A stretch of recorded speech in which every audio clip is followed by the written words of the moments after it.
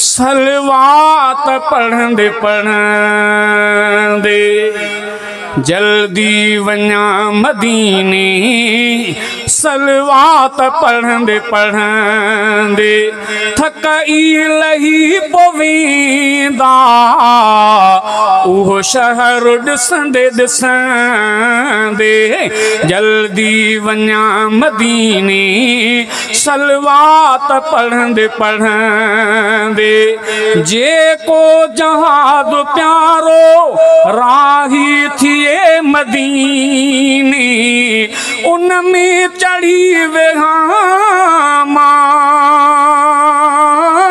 जेको वञी मदीने, पहुची वञा मजे कर इन रीत उड़ंदे उड़ंदे थकाई लही पवेंदा, उहो शहर ॾिसंदे ॾिसंदे जल्दी वञा मदीने, सलवात पढ़ंदे पढ़ंदे जियां ई जहाज बीहे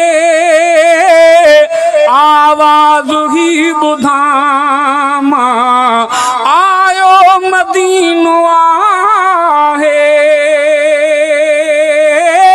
जल्दी लही पवां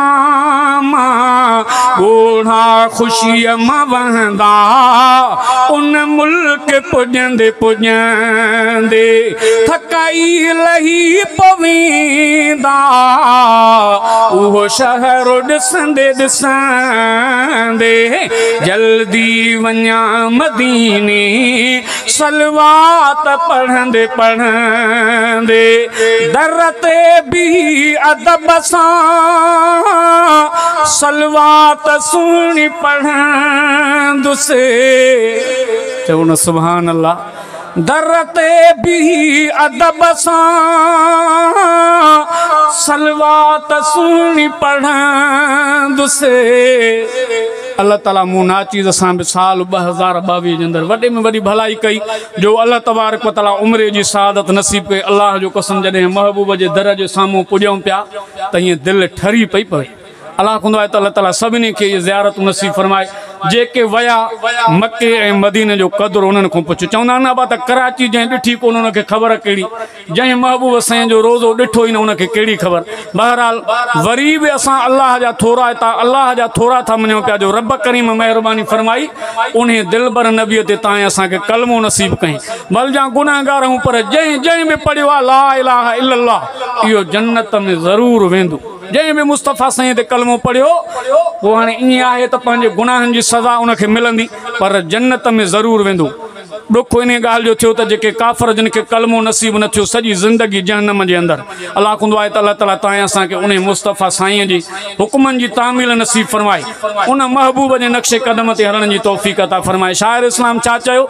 दर ते भी अदब सां सलवात सुहिणी पढ़ंदुमि, कलमो बि आॾो पढ़ंदुमि,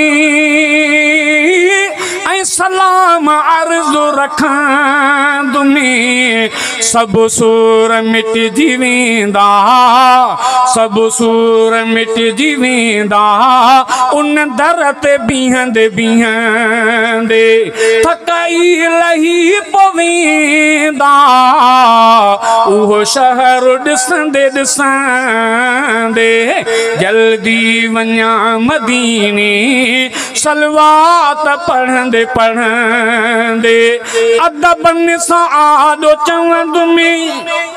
बस मां मुख़्तसर कयां थो, छो त हाणे दोस्त थकिजी पिया लॻे, ईअं थो थोड़ो तवज्जो। अदबनि सां आॾो चवंदुमि, मुंहिंजी कजो शफ़ाअत, अदबनि सां आॾो चवंदुमि, मुंहिंजी कजो शफ़ाअत, शहज़ाद जी अव्हां खे महबूब आहे पारत रोई अॻियां पोइ पवंदुसि रोई अॻियां पोइ पवंदुसि ही अर्ज़ु रखंदे रखंदे थकाई लही पवींदा उहो शहर ॾिसंदे ॾिसंदे जल्दी वञा मदीने सलवात पढ़ंदे पढ़ंदे